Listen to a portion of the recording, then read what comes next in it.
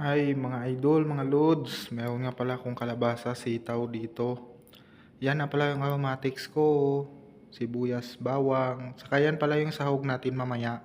Yan. Hinikos-mekos ko na pala yung mga idol at mga lods. Kasama yung kalabasa. Saka yung ginisa ko na aromatic. Nilagyan ko yun pala ng tubig. Ito nga pala yung aking menu for today's video. Tara, samahan nyo ako mga idol. Nilagay ko na pala yung paminta dyan. Tapos sabay tinakpan.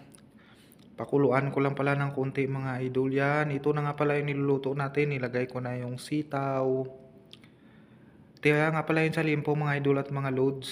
Aking niluto. Yan sabay mikos-mikos para mahalo pati yung sa ilalim.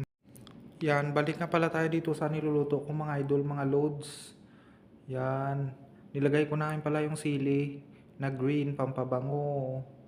Yan na nga pala yung ating menu for today's video. Shout out to all and thank you for watching. Bye bye.